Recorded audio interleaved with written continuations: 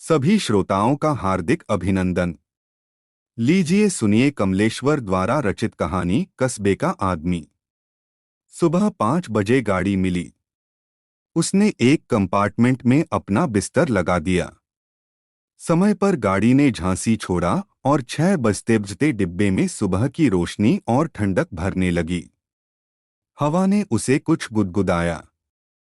बाहर के दृश्य साफ हो रहे थे, जैसे कोई चित्रित कलाकृति पर से धीरे धीरे ड्रेसिंग पेपर हटाता जा रहा हो। उसे यह सब बहुत भला सा लगा।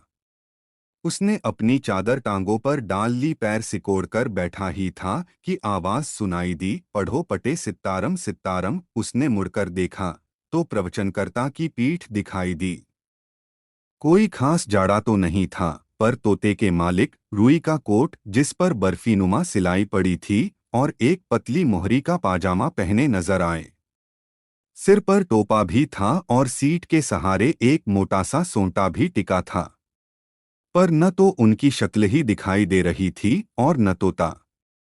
फिर वही आवाज गूंज उठी, पढ़ो पटे सित्तारम सित्तारम। सभी लोगों की आंखें उधर ही ताकने लग गईं। आखिर उससे न रहा गया। वह उठकर उन्हें देखने के लिए खिड़की की ओर बढ़ा। वहां तोता भी था और उसका पिंजरा भी, और उसके हाथ में आटे की लोई भी, जिससे वे फुर्ती से गोलियां बनाते जा रहे थे और पक्षी को पुचकार पुचकार कर खिलाते जा रहे थे।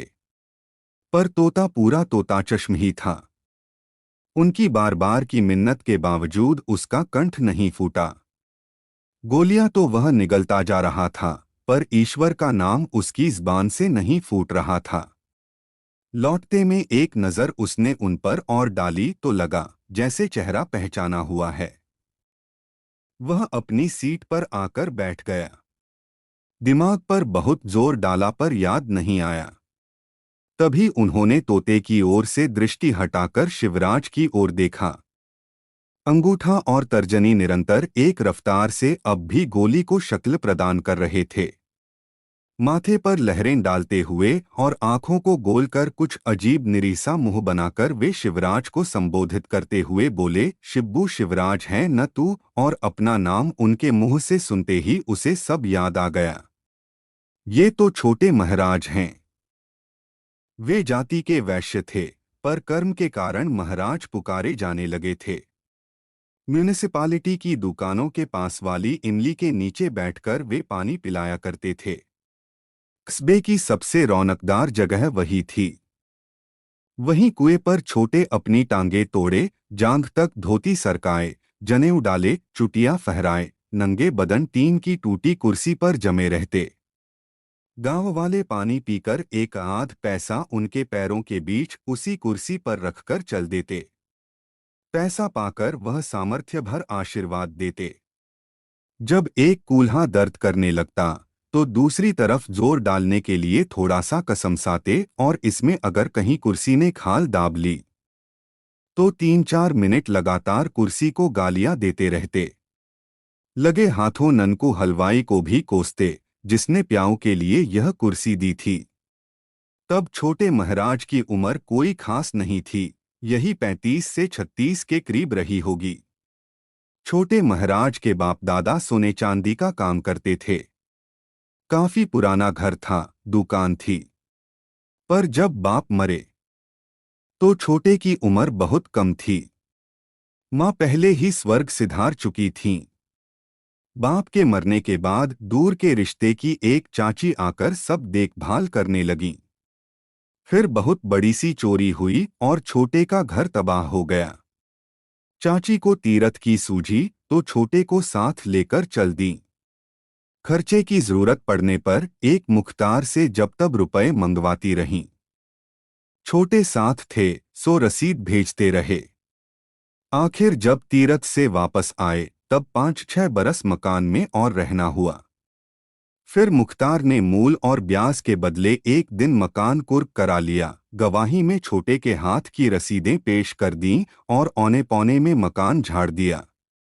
तब से उनकी चाची ने जनाने और अस्पताल में नौकरी कर ली और छोटे बिस्किटों का ठेला लगाने लगे और घूम घूम कर बाजार की सड़कों पर चीखने लगे, 1 पैसे में 50। 50 बिस्किट इनाम, जितना लगाओगे उतना पाओगे। ठेले में मैदे के छोटे छोटे बिस्किटों का ढेर लगा रहता। एक कोने पर एक बड़ी सी फिरकनी रखी रहती, जिस पर नंबर के खाने बने रहते और उस पर एक सुई नाचती रहती। जब कोई पैसा लगाकर घुमाने वाला न मिलता तो खड़े खड़े स्वयं घुमाते रहते, जितना नंबर आता उतने बिस्किट गिनते और फिर ढेर में डालकर अनाज की तरह रोड़ते रहते। कभी करारे करारे 20-25 छांट लेते, सुई घुमाते, अंटी से एक पैसा निकालकर पैसा रखने वाले फूल के कटोरे में झन्न से मारते और जितना नंबर आता उतने गिनकर बाकी ढेर के सुपुर्द कर जलपान कर लेते। लेकिन इस तरह कैसे पेट पलता। फिर एक होम्योपैथिक डॉक्टर की दुकान को रोज सुबह खोलने तथा झाड़ने पोंछने का काम ले लिया। 2-4 घरों का पानी बांध लिया। तड़के उठकर 4-4 डोल खींचकर डाल आते और डॉक्टर की दुकान की सफाई आदि करके कोने में पड़े मोढ़े पर इज्जत से दोपहर तक बैठे रहते। डॉक्टर साहब की अनुपस्थिति में मरीजों के हालचाल पूछ लेते, कुछ देसी दवाइयों के नुस्खे बताते और जर्मन दवाइयों की अहमियत समझाते। तभी से छोटे अपने को बहुत कुछ एक छोटा मोटा वैद्य समझने लगे थे। मरीज की दशा देखते ही रोग का ऐलान कर देते। तमाम रोगों के इलाज पर उन्होंने दखल जमा लिया था। जब मोतियाबिंद हो जाने के कारण डॉक्टर साहब को दुकान बंद कर देनी पड़ी तो छोटे अपनी कोठरी में ही एक छोटा सा औषधालय खोलने का मंसूबा बांधने लगे। रतनलाल अत्तार के यहाँ से 8-10 आने की जड़ी बूटियां भी बंधवा लाए, जिन्हें घोंट पीस और कपड़छन करके सफेद शीशियों में भरा और ताक में सजा दिया। फसली बुखार, हरे पीले दस्त, नाक कान सिर दर्द की हुक्मी दवाइयां बांटने का ऐलान भी कर दिया। पर गली के परिवारों का सहयोग न मिलने के कारण उन्होंने इस नेक इरादे को छोड़ दिया। सारी हकीमी दवाइयों को थोड़ा थोड़ा करके चूरन की पुड़ियों में मिलाकर उन्होंने आखिर अपने पैसे सीधे कर लिए। इस तरह के न जाने कितने घरेलू धंधे उन्होंने चलाए। जन्म से वैश्य होते हुए भी प्रकृति से परोपकारी होने के कारण उन्हें ब्राह्मणत्व भी प्राप्त करना ही था। इसीलिए जब गली टोले के लड़कों ने उन्हें प्याऊ पर बैठते देखा और चमकदार काली पीठ पर जनेऊ दिखाई पड़ा, वे वंशगत भावनाओं से अनजान कर्मगत संस्कारों के आधार पर उन्हें महाराज पुकारने लगे। तभी से छोटेलाल छोटे महाराज हो गए। जिस इमली के नीचे वह बैठते थे उस पर दैव की कृपा से महूक ने छत्ता धर लिया। तो एक दिन अंधियारे पाख में जाकर स्टेशन के पास से एक कंजर पकड़ लाए। छत्ता बटाई पर तय हो गया। पर छोटे महाराज शहद का क्या करते। चलते वक्त उसे कस दिया कि आधे दाम कल आ जाए। पर महीना भर टल गया। झोंपड़ी पर तगादा करने पहुंचे। नगद पैसे तो मिले नहीं, अच्छी खासी डांट लगाकर पैसों के बदले में तोता छांट लिया। कंजर ने मिन्नत की कि तीनों तोते पेशगी दामों के हैं, इस बार जाएगा तो उनके लिए भी पकड़ लाएगा। पर छोटे न माने, 2-4 गालियां सुना दी। तैश में बोले, मेरे पैसे क्या हराम के थे, वह भी तो पेशगी में से ही हैं, ला निकाल जल्दी इस टुइया को डोट। और तभी से यह तोता उनके पास है, जिसे जान की तरह चिपकाए रहते हैं। शिवराज ने प्रसन्नता से उन्हें देखा। पालांगे महाराज कहकर बोला, इधर निकल आए महाराज, बहुत जगह है। जब वह पास आकर बैठ गए तो उसने पूछा, झांसी किसके यहाँ गए थे। यहीं एक ब्याह था, उसमें आए थे। आना पड़ा अपनी कहो, लेकिन देख पहचान कैसा। नजर कमजोर है लला, पर अपने गली कूचे के पले लोगों की तो महक बहुत अच्छी होती है। और वे धीरे धीरे गर्दन हिलाने लगे। उंगलियों के बीच गोली अब भी नाच रही थी और पिंजरे में बैठा संतू गोली के लालच से मुंह खोलता, आंखें बंद करता, पर बोलता नहीं था। बदन तो तुम्हारा एकदम लटक गया है, पहले से चौथाई भी नहीं रहा, शिवराज बोला। उसे कुछ दुख सा हो रहा था। जब उसने पिछली मरतबा देखा था तब कितने हट्टे कट्टे थे। यो उम्र का उतार तो था, पर इतना फर्क तो बहुत है। भला उम्र बने बनाए आदमी को इतनी जल्दी भी तोड़ सकती है। गाड़ी की चाल धीमी पड़ गई। छोटे महाराज ने संतू के पिंजरे को तनिक ऊपर उठाया। उसकी ओर प्यार भरी दृष्टि से निहारते रहे। तोता कुछ बोला। छोटे महाराज के मुख पर मुस्कान दौड़ गई। बड़े स्नेह से पुचकारते हुए शिवराज को बताने लगे, इसका नाम संतू है। यानी संत जब बोले तो बानी बोले। हाँ, संत बानी सीताराम। इतना कहते कहते वे अपनी ही बात में डूब गए। गाड़ी रुकी। कोई मामूली सा स्टेशन था। छोटे महाराज ने पेट पर हाथ फेरा और सिर हिलाते हुए बोले, देखो शिब्बू, कुछ खाने पीने का डॉल है यहाँ? मिठाई वाला पास से गुजरा। शिवराज ने रोक लिया। छोटे महाराज बोले, कुछ ठीक ठाक हो तो पावाध पाव मिठाई लेकर पैसे शिवराज ने दे दिए। दोनों हाथों में दोना पकड़कर शिवराज के सामने करते हुए वह बोले, लो शिब्बू, चखो तो जरा, अच्छी हो तो पाव भर और ले लो। और इससे पहले कि शिवराज चखे, उन्होंने खुद पोपले मुंह में एक टुकड़ा डालते हुए अपनी राय प्रकट कर दी, है तो अच्छी, बुलाओ उसे। शिवराज को बात कसक गई। वह चुप ही बैठा रहा। झांककर मिठाई वाले को बुलाने की कोई दिखावटी चेष्टा भी उसने नहीं की। पर जैसे ही मिठाई वाला फिर गुजरा, उनकी दृष्टि पड़ गई।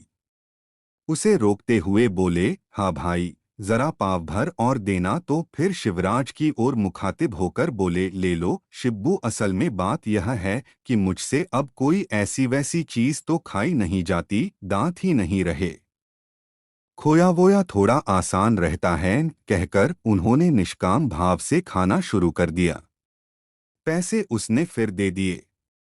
खाते समय छोटे महाराज का निरीह सा मुंह और एकदम सट जाने वाले जबड़े देखकर उसे रहम आ गया। उनकी झुकी गर्दन, बार बार पलकों का झपकना और जरा करके खाना, जैसे सारे कार्य और तन की सारी भाव भंगिमाओं में लाचारी थी। उन्होंने एक टुकड़ा पिंजरे में डाल दिया। तोते ने खा लिया। पुचकारते हुए उन्होंने फिर एक टुकड़ा डाल दिया। वे स्वयं खाते रहे और संतू को खिलाते रहे। फिर बात चल निकली और उसी के मध्य उनका स्टेशन भी आ गया। स्टेशन से बाहर आने पर शिवराज और छोटे महाराज एक ही इक्के में बैठ गए। 2 सवारियां और हो गईं। इक्का चला तो हचकोला लगा। छोटे महाराज अपने तोते के पिंजरे को पटरे से बाहर लटकाए किसी तरह बैठे रहे। अस्पताल के पास वह इक्के से उतर पड़े, संतू का पिंजरा पटरी पर रख दिया और झोले में से कुछ निकालते हुए कहने लगे, मैं यहीं उतर जाता हूँ। चाची को ब्याह का हालचाल बताकर कोठरी पर आऊंगा। हाँ, तुमसे एक काम है। ये एक कपड़ा है सिलक का, वहीं शादी में मिला था। मेरे तो भला क्या काम आएगा, तुम अपने काम में ले आना। बात खत्म करते करते वह कपड़ा झोले से निकालकर शिवराज की गोद में रख दिया। शिवराज ने लेने से इनकार कर दिया, पर वे नहीं माने। शिवराज भी नहीं माना तो बड़े झुंझलाकर कपड़ा इक्के में फेंककर संतू का पिंजरा, झोला और सोंटा लेकर बड़बड़ाते चल दिए, अरे पूछो मेरे किसी काम का हो तो एक बात भी है।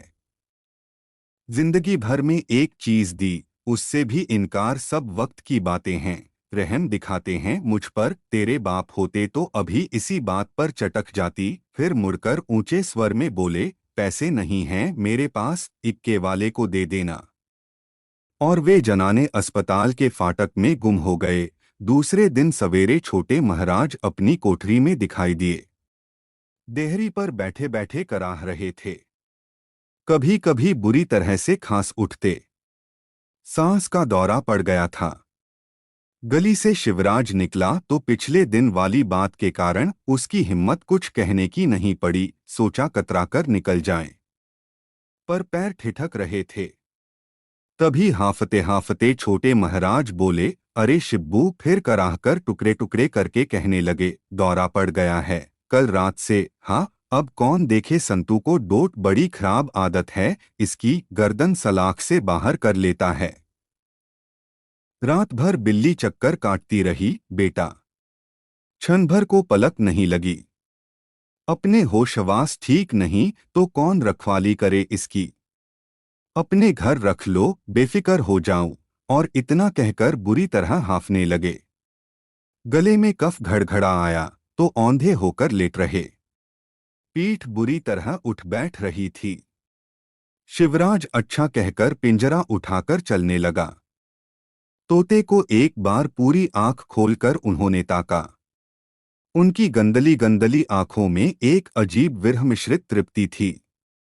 जैसे किसी बूढ़े ने अपनी लड़की विदा कर दी हो। सिर नीचा करके उन्होंने एक गहरी सांस खींची, जैसे बहुत भारी ऋण से उऋण हो गए हों। 3-4 दिन हो गए थे। छोटे महाराज की हालत खराब होती जा रही थी। अकेले कोठरी में पड़े रहते। कोई पास बैठने वाला भी नहीं था। चौथे दिन हालत कुछ ठीक नजर आई। सरककर देहरी तक आए। घुटनों पर कोहनियां रखे और हथेलियों से सिर को साधे कुछ ठीक से बैठे थे। कभी कराह उठते, धांस लगती तो खांस उठते।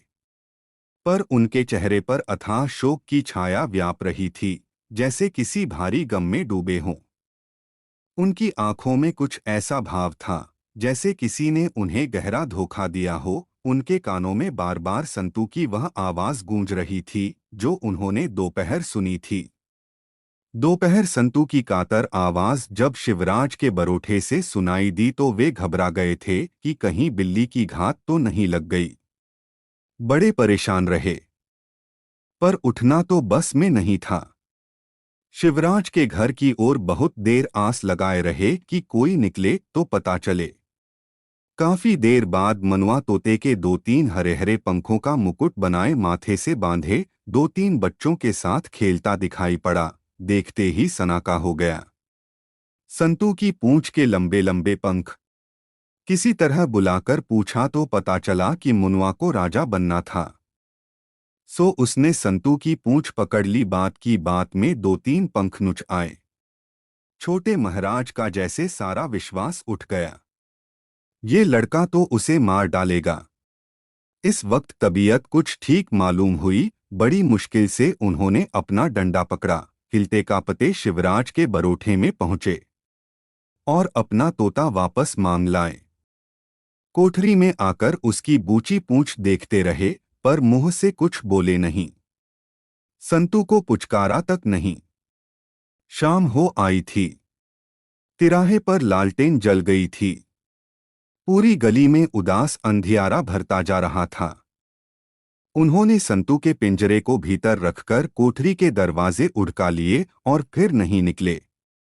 भीतर कुछ देर तक खुटपुट करते रहे। फिर रात भर कोई आवाज नहीं आई। सवेरे शिवराज उधर से निकला तो कोठरी की ओर निगाह डाली। दरवाजे उसी तरह भिड़े थे। उसने धीरे से खोलकर झांका, देखा महाराज सो रहे थे। चुपचाप धीरे से दरवाजा बंद करने लगा तो गली के रामनारायण बोल पड़े, क्यों आज नहीं उठे महाराज अभी तक? और इतना कहते कहते उन्होंने पूरे दरवाजे खोल दिए। दोनों ने गौर से देखा। तोते का पिंजरा सिरहाने रखा था, जिस पर कपड़ा था कि कहीं बिल्ली की घात न लग जाए, परंतु छोटे महाराज का पिंजरा खाली पड़ा था। पंछी उड़ गया था। छोटे महाराज ने स्वयं तो नहीं पढ़ा था, पर रामलीला आदि में सुनने के कारण यह उनका पक्का विश्वास था कि अंतिम काल में यदि राम का नाम कानों में पड़ जाए तो मुक्ति मिल जाती है। पता नहीं उनके अंतिम क्षणों में भी संतू तोते की वाणी फूटी थी या नहीं।